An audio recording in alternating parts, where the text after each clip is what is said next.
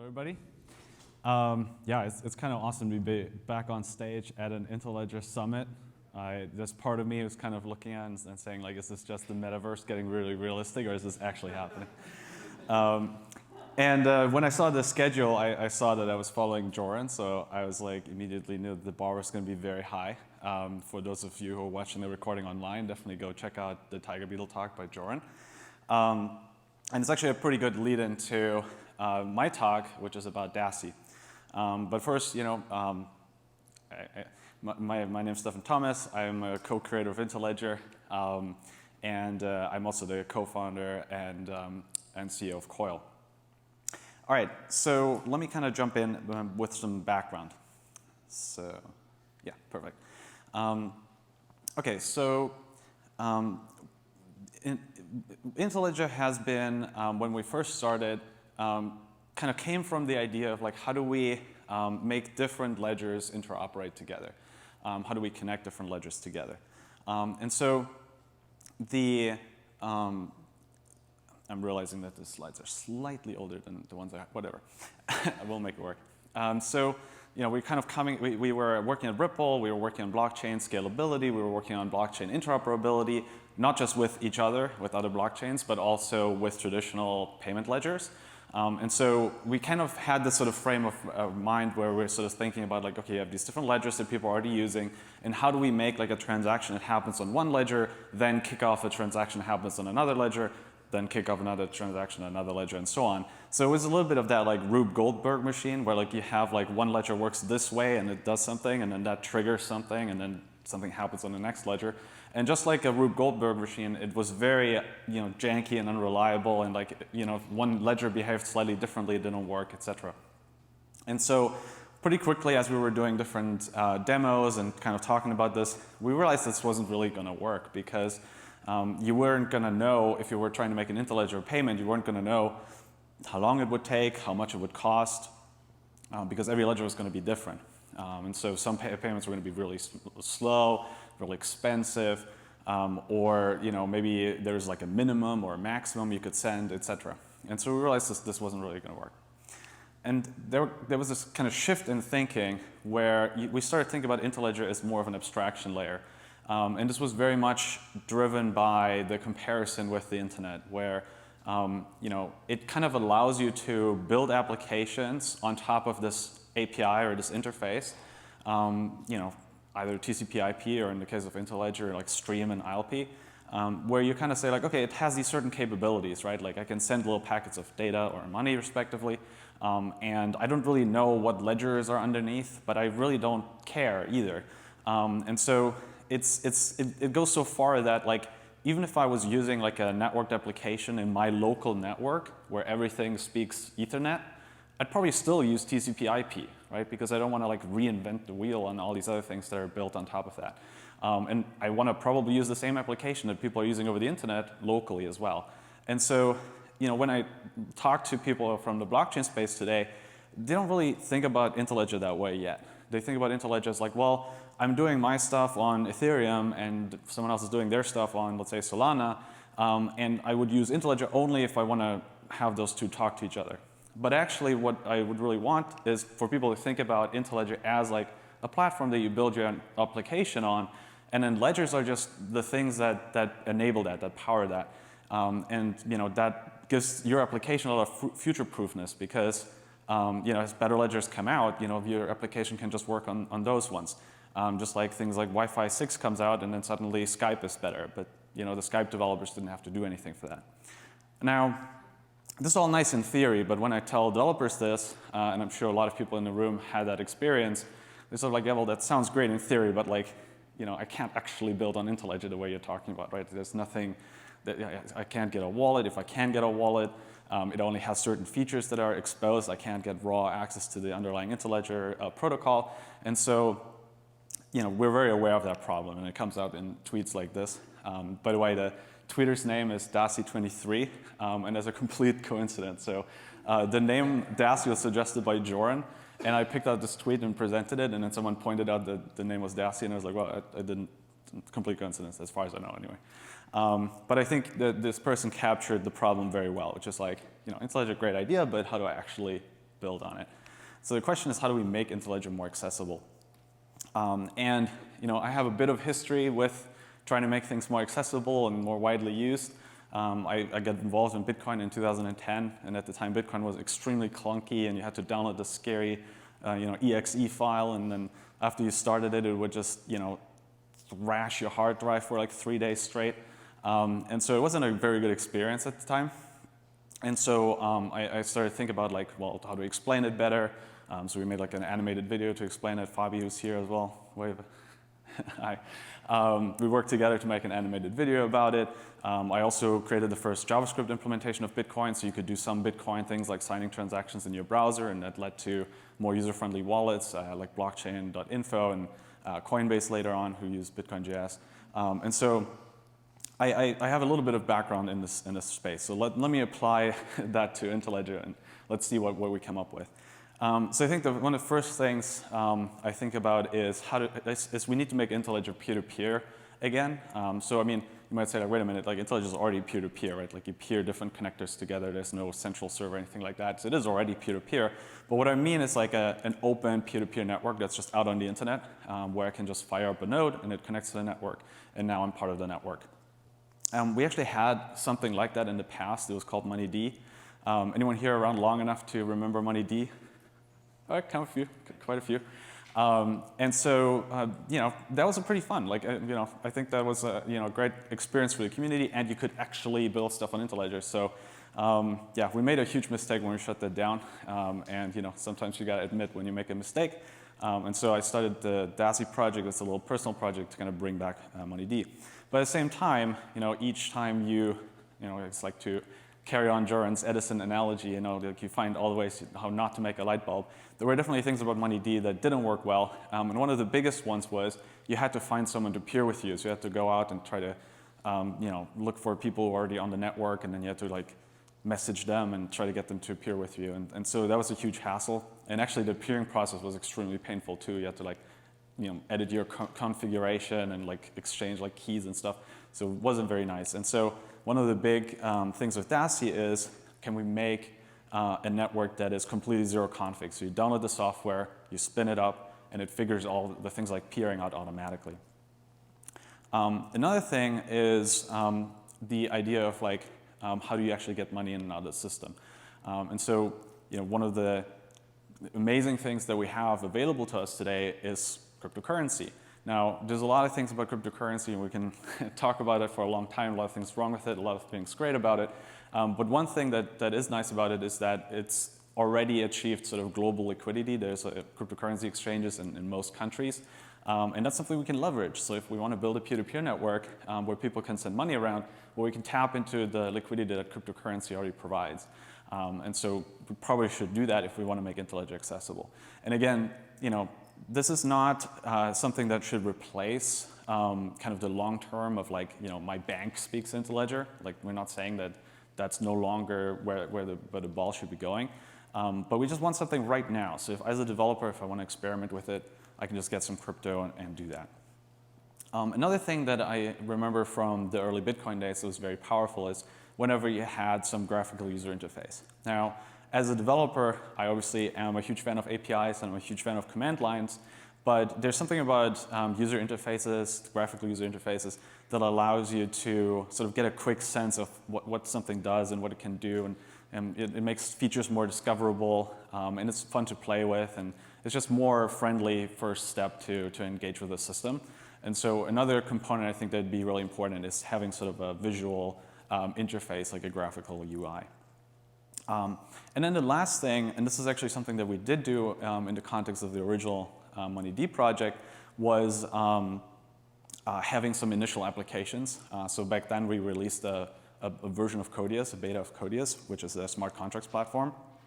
And so people had something that they could actually do with it. Just like MoneyD itself, there were a lot of things that I would do differently about that Codius implementation today. And so, if we revisited that, we'd probably make a lot of improvements. There's also a lot of new open source technology around serverless and things like that are available now. But basically, we want to have some initial apps that people can immediately use with this, so that they have a reason to try out Dassie, try out Interledger, and maybe it inspires them to create their own project. So now let me kind of see how we can translate these requirements into an actual architecture. So I'll start with kind of the network structure.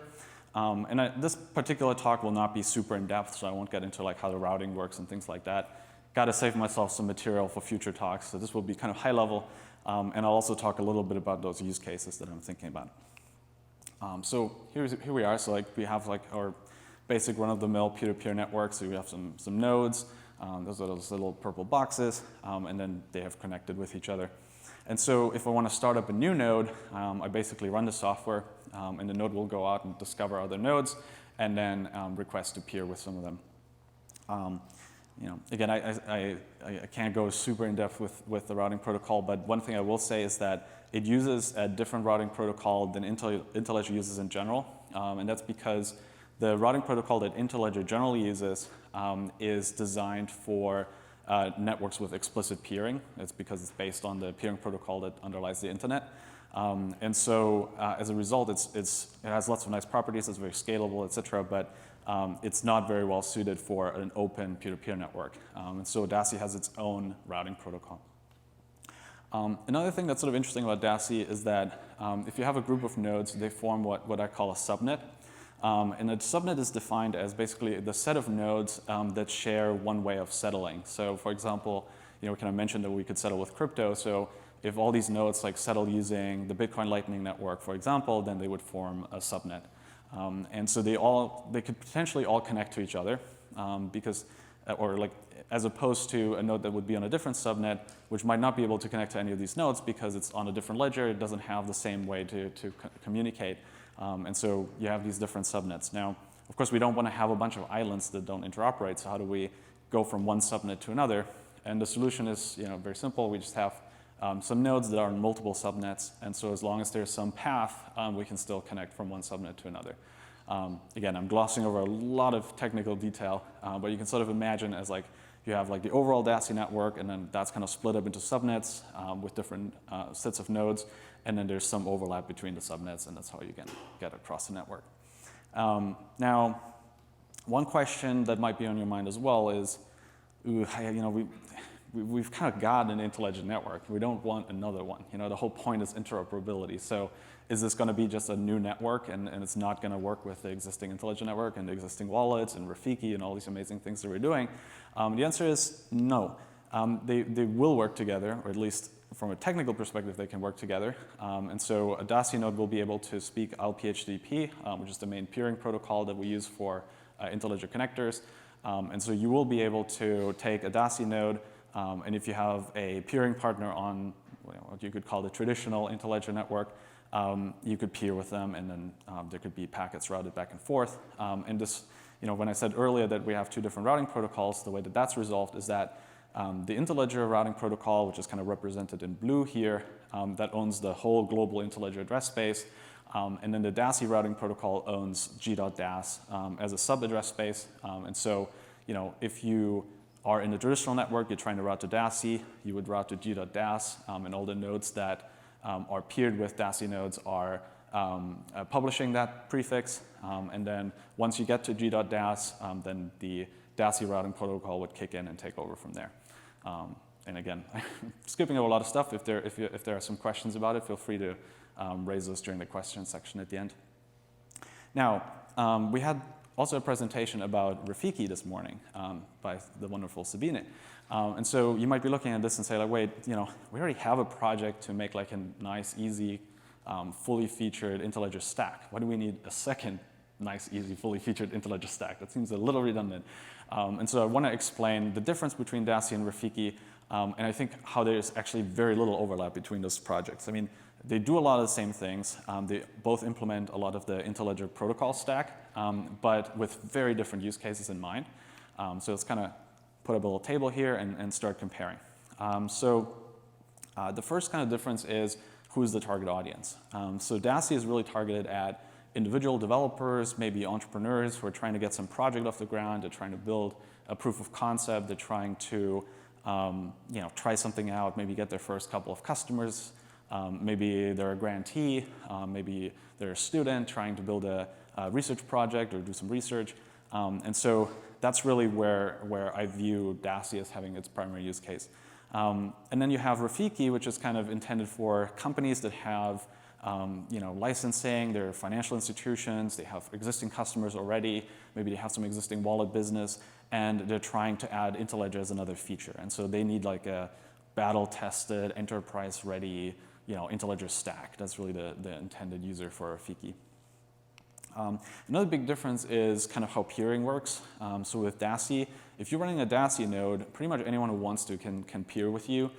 You might have a limit on how many peering connections you accept, but that's pretty much the only restriction. As long as somebody is on the same subnet, they can settle using the same currency, they can connect with you and peer with you automatically.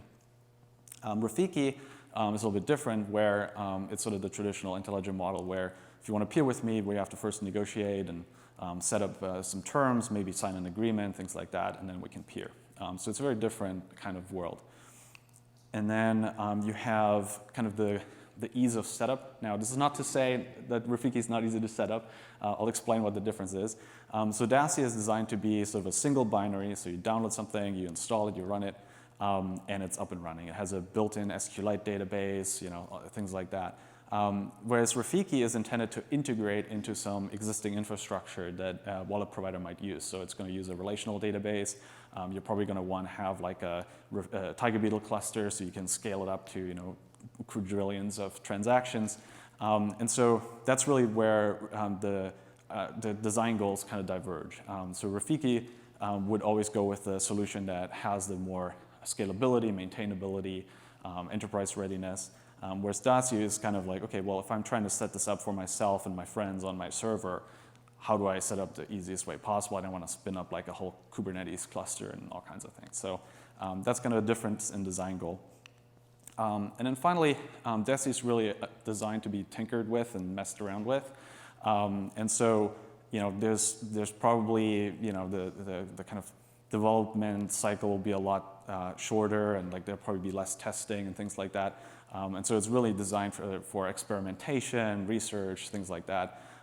And I think the way you can sort of think about it is a lot of projects will probably start on Dassie, like someone will build a prototype on Dassie or somebody will experiment with it on Dassie, and then move, like once they're ready to turn it into a company or turn it into a business, they will move over to Rafiki. Or if it's not a business, maybe like a larger scale project, they would move over. So that's kind of how you can think about that. Now, let's talk about the fun part. What can we actually do with some of this technology? And again, pretty much everything I'm talking about isn't really specific to Dassie. This is just different things you can do with Interledger. And some of you might have heard me talk about some of these use cases before. But the idea is really with Dassie, we will enable developers to start playing around with that very soon. So the first use case I want to talk about is cloud computing. So if you look at the world of cloud computing today, it's sort of dominated by these huge cloud providers. And I'm going to pick on AWS here, but I could also put Google Cloud or Microsoft Azure. So there's not a long list of these. There's a handful. And they all have a global footprint. So they need to have presence in data centers around the world. These dots are all the CloudFront data center presence points. And so that's really expensive already. And then they also need to have like every conceivable cloud service under one roof, right? So they need to have like a storage service and a compute service and a DNS service and like every other thing that you can imagine. And so as a result, you don't, that's why you have so few of these, because it's very, very expensive to build a new cloud provider. And so, maybe there's a way to do this slightly differently. And so imagine if instead we have kind of a network of different providers who each have a local presence, right? So I'm in Singapore, and that's the only place that I have my servers. Someone else maybe has some servers in South Africa. Someone else might have servers in the US West Coast. And from a user's perspective, because I can use Interledger to pay, I don't need to sign up with each provider independently, right? Like I can just use an open API to talk all these different providers, and I can use Interledger to pay. And so Interledger is really the thing that enables a user to use this as if it was one monolithic big cloud provider. And then this is kind of the geographic side, but then you also have like the different services, right? So you have like compute service and storage service and so on. And so people can come up with their own protocols for each of these. So you could have like a protocol for a storage service, like IPFS, for example, could be the basis of that. And then you have like different providers who are having servers in different places that provide only storage, for example. And I think you can get sort of a sense of what might happen when you look at cryptocurrency mining, because once you have like an open protocol and anyone who has the hardware can suddenly provide that service, it gets extremely competitive, and as a result, the costs go quite low. So, these cloud providers right now have very, very large gross margins, and so, if you're a user of those cloud providers, and of course they pass those costs on to their customers, there's a lot of money that's on the table for a more efficient system. And then, of course, like there's a lot more potential for innovation as well. If you have lots of different providers, somebody might come up with a really efficient way of doing things. So I think it's a pretty interesting, different way of doing cloud computing. So here's kind of an overview of what I just talked about. And now, just to walk through the benefits again. So right now we kind of have minimal competition. We only have a few providers. That's called an oligopoly. So you don't get the best prices. With a marketplace, you would have much more competition. So the prices would go down. You also have vendor lock-in. I personally always hate that. I have to write my software with a specific cloud platform in mind a lot of the time. Absolutely don't like that. There's already some progress towards more open standards with things like Kubernetes, but with an open payments protocol, we could go all the way. We could make something where you have a piece of software, and then you just give it some money, you run it, and it knows how to spin up servers on any provider. I think that's really, really exciting. You also have these like weird single points of failure with these cloud providers. So like, you read these news articles that like, oh, half the internet is down today because someone at AWS like pushed the wrong button, And so, yes, it's harder to build some of these things when you're not in the context of a single provider. But at the same time, once you have built some of these protocols, they could be a lot more robust than what we're using today. So there's a benefit there. And then finally, there's also a bit of an innovation bottleneck. I think very often, somebody has an idea, but then the people who would need to implement it are like the cloud provider. So you can like send them an email and be like, hey, Amazon, please add this feature, but it's kind of hard to get them to do that. Whereas if something is open source, if I have like a feature that I want, I can literally just implement it, maybe run my own node to start with so I can start using it. And then if other people like the feature, it might spread pretty quickly to other providers. So there's a lot more flexibility in terms of having different people innovate and come up with their own features for this. And so it could also progress very rapidly. Here's another kind of use case from a completely different area, which is neural networks, so machine learning. Now, today, we kind of do machine learning in the context of these big tech companies. They aggregate these huge proprietary data sets. And then, the idea would be like, what if we had kind of a more collaborative approach? There's a really, really interesting company called Stability AI. They're the creators of the Stable Diffusion model, which some of you might have seen. It's basically one of those image generation models, but it's using a public data set, and they made the model available in public as well. And so there's some interesting things about that, but there's also still some limitations. So at the moment, the way that Stability AI does their training is still with sort of a central computation cluster. Don't quote me on the details. I'm not an expert on this, but basically, they still own all the compute for their training. And so the idea would be, well, if we have this like distributed cloud computing platform, well, can we use that for the training infrastructure? So you can already see how these two use cases start to build on each other. And so just to kind of make it a little bit more practical, so imagine like, I have my phone, maybe I can input some training data and send it out to different services, and those services might pay me for that training data. Just like today, we use our phones, and like Google sucks up all the data for their training. Like they make you do those little captchas and whatnot. Like, what if you actually got the economic benefit of that? And obviously you don't have to sit there and solve captchas all day. I think most of us wouldn't. But in the same way that there's these little pieces of economic value that get created as we use our phones, it'd be very interesting if our phones could actually capture that value and keep it for ourselves rather than some company utilizing it. And then that has secondary effects about the business models, where like rather than companies kind of farming their users for revenue, the users would actually be the ones that had the money and then could buy the product that they wanted. So you wouldn't have to choose between using Gmail but then getting your data sucked up, or using another mail provider that maybe you like less but not getting your data sucked up. So you could use the software you want and then also still get it for free because it's paid for by the data that you're generating. Just an idea. And then the second step would be, well, once we have a data set, we need to actually run the training, right? So we need to train our model. And so again, that's compute. That could be another Interledger transaction where the people who accumulated the data would then pay other nodes to do the actual training. And those could be another marketplace. And so the people that run these clusters, they might be former Ethereum miners or whatever. So they might know nothing about machine learning, but they just hooked up their machines, they installed some software, connected to the Interledger network, and now their machines are making money and they're happy. So it's just you can sort of break down these different functions that are currently only possible by aggregating them into a big company, and you can spread them back out and turn it into a marketplace. And then finally, my phone might have different features that leverage AI. So like, let's say I want to generate a new avatar for my social media profile. And so I want to use an image generation network. And so I could pay for my query to generate that using Interledger as well. And then the reason I drew a line between those two nodes over there is because you might have an AI that itself does some sub-queries to other AIs. So you could imagine like sort of meta services that are built on top of that. Like maybe, I don't know, you have a image recognition service where it looks up, face detection and it finds out where the faces are, and then another service that, blurs out those faces. And then you could put those two together to anonymize a picture, for example. So you can kind of imagine like more and more complex services being built on top of this ecosystem.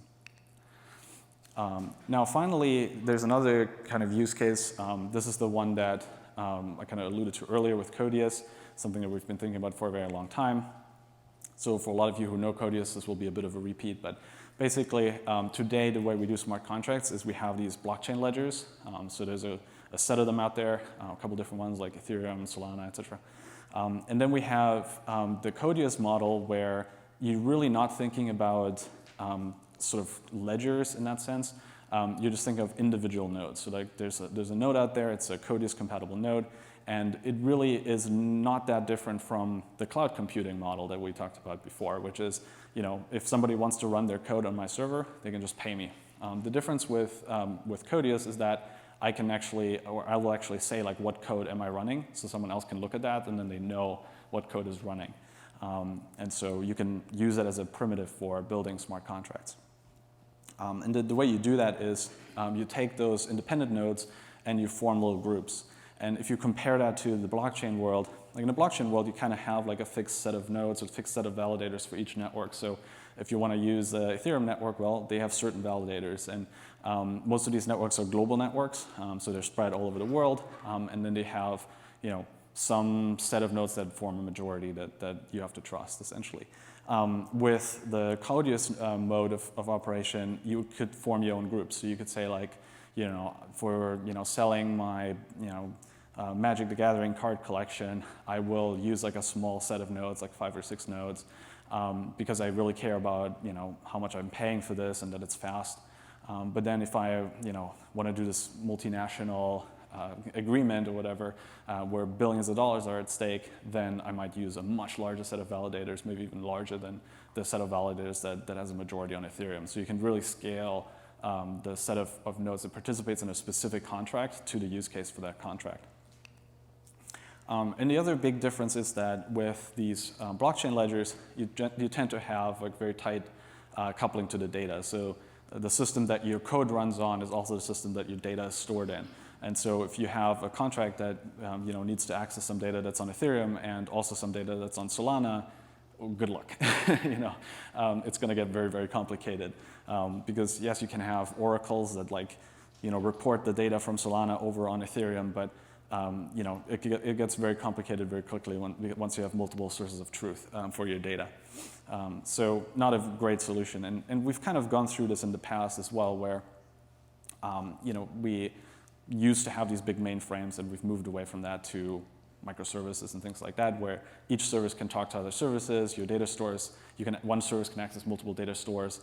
The services themselves, the business logic is stateless, so you can kind of have it separate from your data. And I think that's a better way to do smart contracts as well. And if we kind of look at the benefits of this approach, you can have more adaptive fees. So I'm not saying lower fees, because if you're still running your contract on 1,000 nodes, maybe you pay a similar amount that you pay on Ethereum. I think there's maybe you could make an argument that because there's more scalability, people can just spin up more nodes. Not every node has to do every contract. You will still have lower fees, but you can at least choose how much you want to pay based on the security level that you need, the level of decentralization that you need. Another advantage on a similar vein is latency. So right now the blockchain ledgers are mostly global. There's sort of fundamental limits to how fast a global ledger can come to consensus based on the speed of light and the number of round trips you need to run a consensus protocol.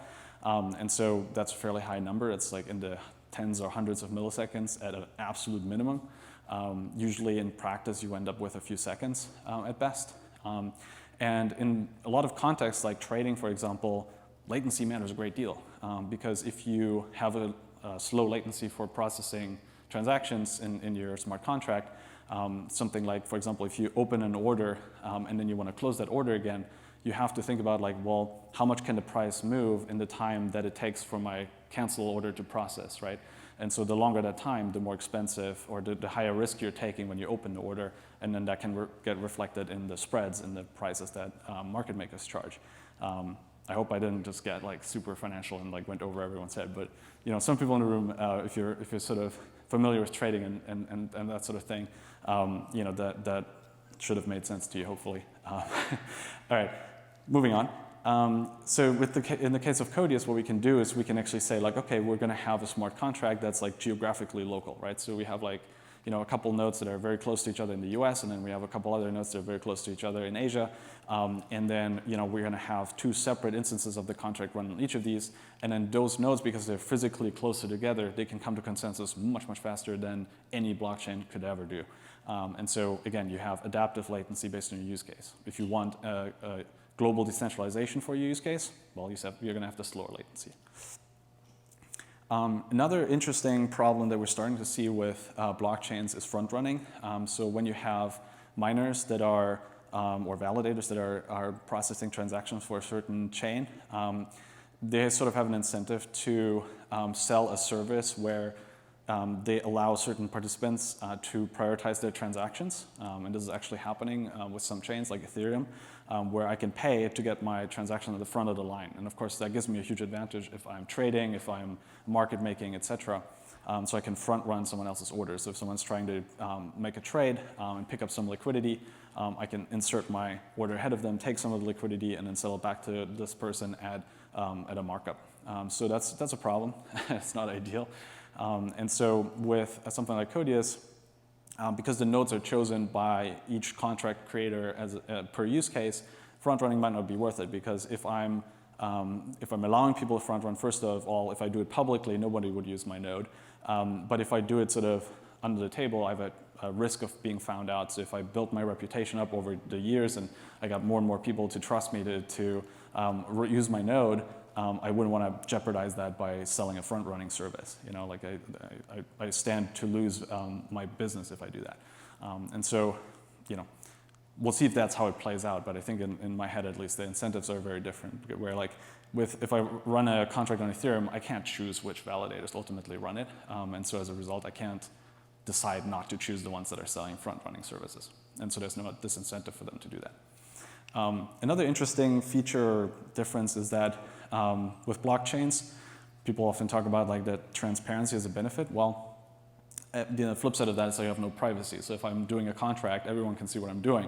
Now, again, you can see that as a positive, but again, you can design your contract however you want. So if you want a contract that makes all that stuff public, you can't. There's nothing stopping you. So it basically just means you can have the transparency if you want it. But if you don't want it, if you want privacy for your users of your smart contract, you can do that too, because where there's no public ledger, you just have a group of nodes running your smart contract, and so you have privacy by default. There's nothing being published by default.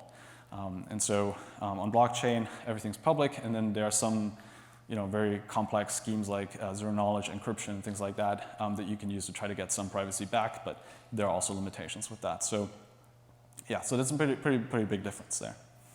All right, so hopefully that was interesting, and hopefully some of the use cases were inspiring. There's more use cases as well that I'm thinking about, but that's just kind of a taste. The repository for Dassie is public as of now.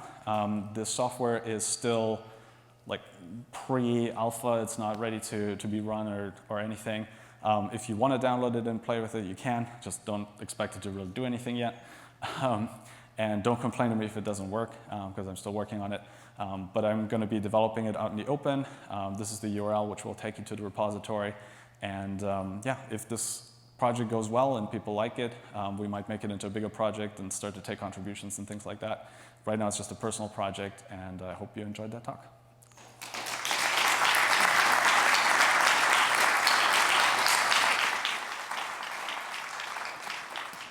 And I'll stick around for some questions as well. Thank you, Stefan. Yes, we have time for some questions. Raise your hand. Yes, please step on to a microphone. Don't be shy.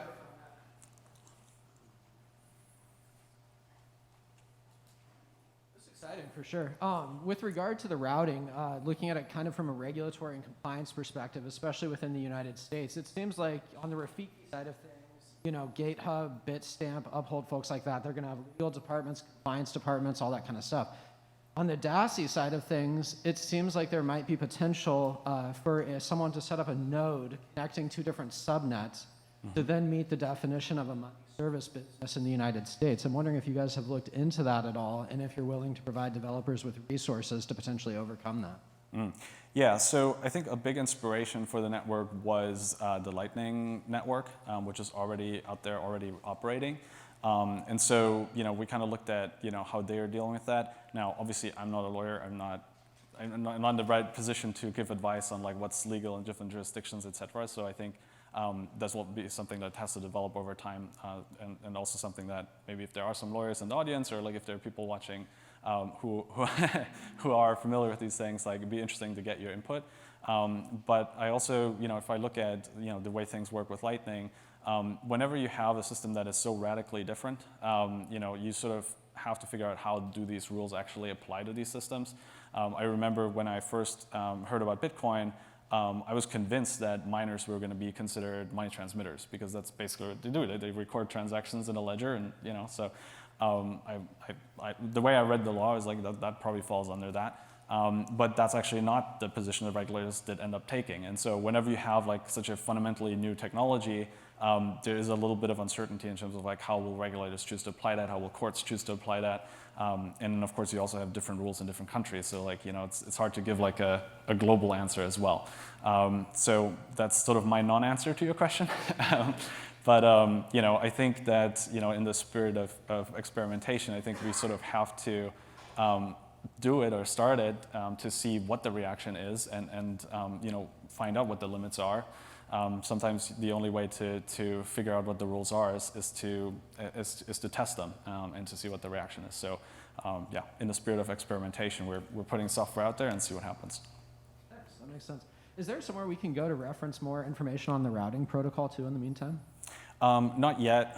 So I was originally hoping to be a lot further in the project by the time of this event, but I really haven't had a chance to start working on things like documentation, et cetera.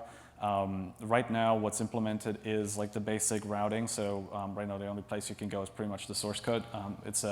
I'll say a few things about it. It's a link state protocol. So it's basically every node, it publishes what peers it has as part of link state updates.